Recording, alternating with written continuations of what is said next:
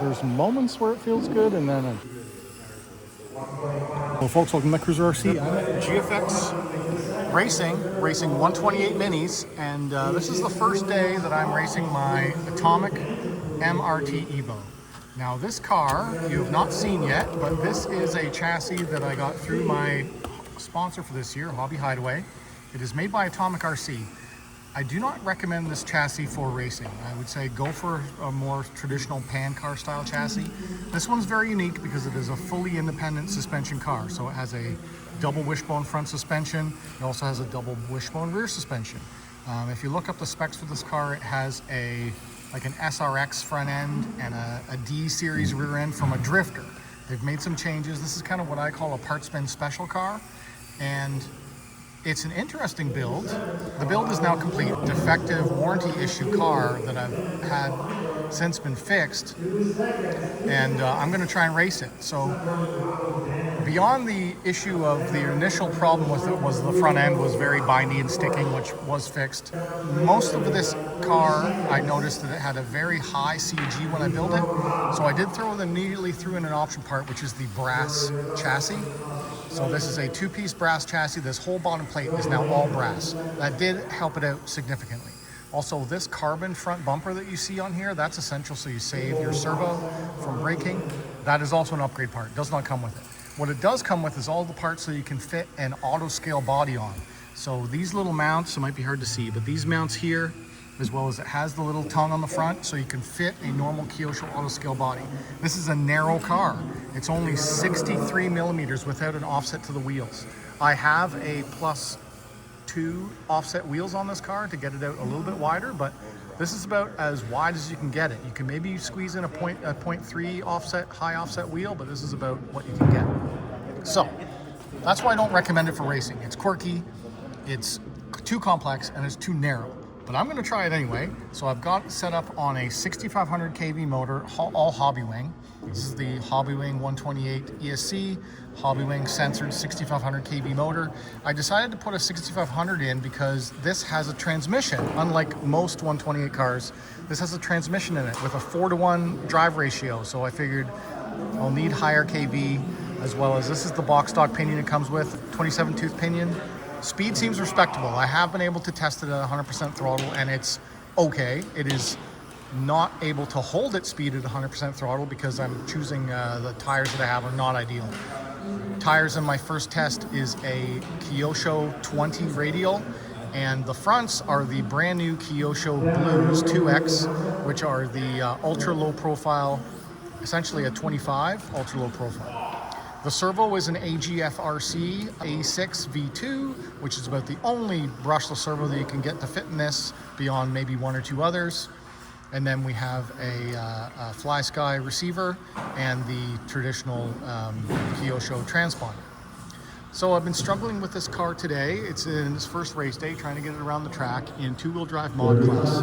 Its tendency is that it will snap spin in the corners. All right, this is going to be the first ever qualifier with the Atomic MRT EVO. I've got my cell phone slung under my arm because I forgot my head cam today. But we'll see how it goes for first run. I have to remember to pivot my body a bit because my camera's not on my head, but it's... So I got a couple of little practice laps in with it this morning. It's going okay, but it has a tendency to snap spin under cornering, so I just have to be careful about that, which I believe is now just a setup and tire issue. Other than that, the car is doing okay. It's very twitchy. I've had to add a lot of negative exponential and dial my endpoint way down on my steering. And for my throttle, I'm currently using about 10% throttle right now, but overall I've got it set for 75% peak power, which will just roast the tires up like that. If I'm not careful, I gotta really feed it in slow. So we'll see how this goes in Q1. The tires are not ideal. I've got Kyosho 20 radials in the rear, and I've got the new blue ultra thins on the front, which aren't very nice, but I need a grippier rear tire for sure.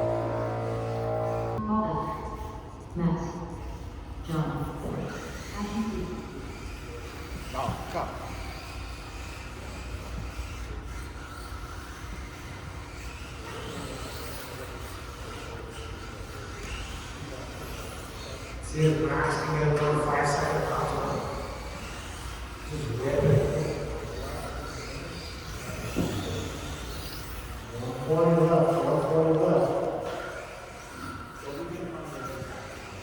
to be getting worse as I go.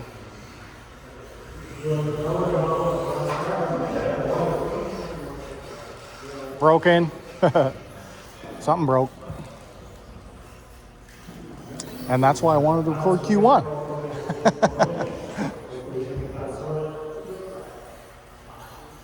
Well. Alright, so I knew this was a defect on this car, or an issue with this car. You see how that pin has pulled out? I ended up actually putting glue on, let me see if I can zoom in a bit. I put glue on the edges of each pin with Lexan UV cure glue. It still pulled through. Under load, it still pulled through on this side. So I got 3 minutes into that qualifier, the pin pulled out. Anyway, we'll see if I can figure out a way to lock that pin in place, and then we'll go again. It did get progressively worse to drive through that fall, and that's why that pin was coming out. After I've been working on this car a little bit today, the first thing I noticed was one of my front tires would not free spin very well, and now I have fixed them. So now I have fixed them so they both have a very similar free spin. I had to take out this spacer from this side. With that spacer on this side, it would jam up. It would not free spin. Funny enough, that spacer is still on this side, and if I take out the spacer from this side, it has too much play. So there's definitely some tolerances here on this car that you're going to be having to work with. Speaking of tolerances, the other couple of unique things with this car is that because it's a fully independent suspension, you have to deal with droop settings. So these arms all have droop screws. This D-block is what the droop screw screws into. And these arms all have a little nub on them that has a little Phillips screw that goes through, and that's how you set your droop on all 4 corners. It's a little bit of a fiddly adjustment. I think I've got it pretty close now. The front is nearly level, and the rear has a bit of droop. The rear is on the box manual of 0.5 millimeter droop screw exposed, and that's my suspension level. I've played around with some of the preload on the springs as well, and it's kind of hard to get it even, but I'm just eyeballing that. After I've been tweaking on the car all day, the other thing I found was I was starting to get a lot of wear on this side, and so I saw that these upper links here, these upper links were a little bit out of spec. This one was too long, so it was giving too much positive camber on this tire, so it was wearing out the outside too much. So I have now moved these in to about 1 millimeter per side. The reason why this one looks different is because you have to trim these yourself. The plastic, they're long out of the box. You have to cut those down. Anyway, so this is my car, and I'm going to show you it on track next. I have it set up with this Buggy inspired touring car body, and we're going to see how we do in this main. I don't know if it's going to go great. I may be a spinny mess. Q1 was nearly undrivable. I've made it slightly better throughout the day. We're going to see how we do in the main. I'm going to be starting from the bottom of the B and see how we can do in this two-wheel drive mod 128 scale LiPo class. I also want to thank Genzace for continuing to support Netcruzer. They did send me their new 128 scale batteries. So these are the hard case LiPos that I do want to be racing with, but I can't do it just yet. So I do plan on racing this car with the 340 milliamp hour hard case LiPo. It will fit in there nice. The 400 is a little too big. I think that the 400 is a little too big, but it would still fit in there. But for power to weight and all that stuff, I do think the 340 is the better choice. The reason why I can't run this quite yet is because out of the package, you get the charge lead, which is an XT60 to 2 mil bullet to 2S balance. This is a 2S hard cell battery. But on all of the ESCs, it comes with this plug. And so this plug needs to be removed from this ESC and put 2 mil bullets on. You do not get spare 2 mil bullets with the battery. So I have to buy the wire, buy 2 mil bullets, soldered onto the ESC, and then I can run these batteries. For now, I'm running Mini Car Club of Canada soft pack LiPos, which are available from my hobby shop sponsor, Hobby Hideaway. So this is Mini Car Club of Canada 300 milliamp hour super stock burst LiPo, and I'm charging it off of a new charger I'm trying that powers off USB-C, the SkyRC B6 Neo 2. Anyway, eventually we will get this on Gen's Ace, but for now, we're on Mini Kart Club of Canada's soft pack. The other thing quirky about this car is the wheels that you need. So this is a rear-wheel drive car, but it requires all-wheel drive wheels, which is a little different. These are atomic offset wheels, but then I found that Yaw Racing makes them, and you can get them in a pack with all of the offsets. So offset 0, 2, and 3 in the 11mm rears and the 8.5mm fronts. And they make these in this high-vis yellow as well as a pink. So yeah, but right now I'm running on the atomics. This is going to be the first race with the two-wheel drive mod, rear-wheel drive. This is the Atomic EVO. Now, I got it sorted out for Qual 3. I had it driving really nice, but I showed you a picture of that rear pin of the rear hub pulling out. It pulled out at the end of my Q3. So I have now glued it in place, and it's now binding up in the rear suspension. So we'll see if the car still drives okay. It might be a problem, but we're gonna see how I do in this main. I don't know where I landed. It looks like I'm not last, so third in the B, and we'll see if this thing actually drives. So far, no. What happened? I got steering only. Only got steering now. What happened? That's a new problem. It's got a signal to go, but now it's got no go. Looks like a motor wire came off. I'm out. Oh, that's annoying. Well, I mean, if someone's got a hot iron, I can put it on. It's going to take 5 minutes or though. No, give me a sec there, Chris. We'll use your... All right. We're back in business thanks to this resident solder station. I'm not sure whose that is, but that was great. And Paul quickly soldered me up. So yeah.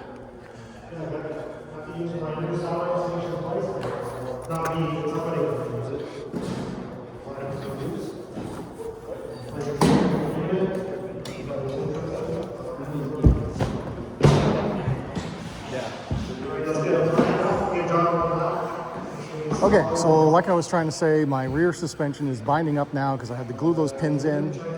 So we'll see if the car is drivable. It's not quite as good as it felt in Q3, but it seems like it's going to get around. Ooh. Oh, did it not catch it? No?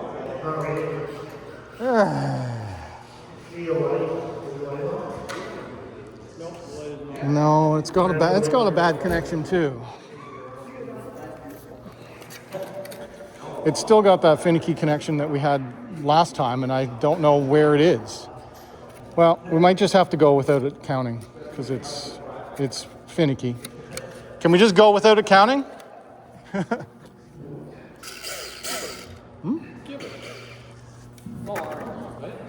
It's not going to count, but we'll just race anyway.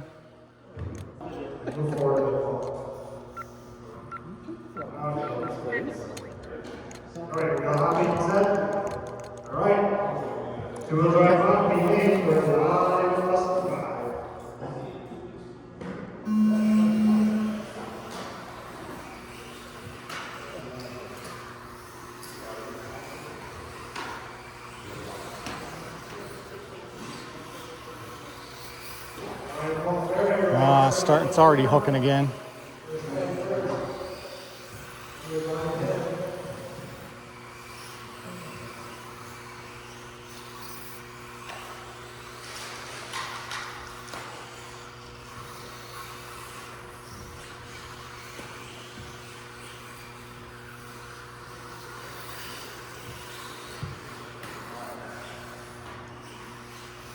Now the front end is literally hopping off the ground.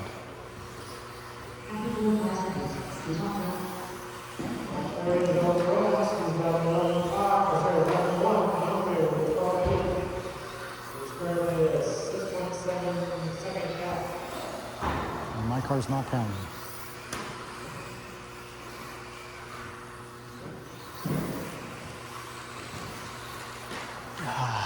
It's got a bad pull now as well, which is probably that suspension binding.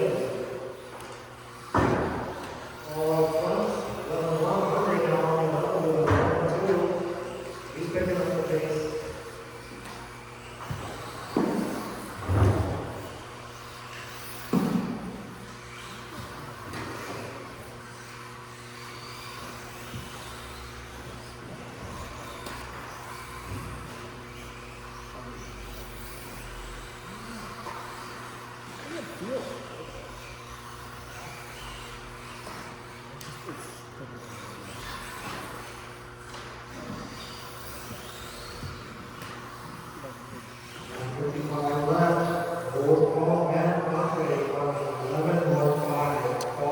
Yeah, it's unfortunate I didn't get video of it when it was driving nice. 2 1,000ths of a second separated fast laps of these two guys. You got 140 left. The gap is now at 8.1. Far apart on the track. Racing that gap. Let's see if I'm going to chew on it or carry it up and down 7-8. He is moving in on the ball. We'll see what happens with 120 left to go.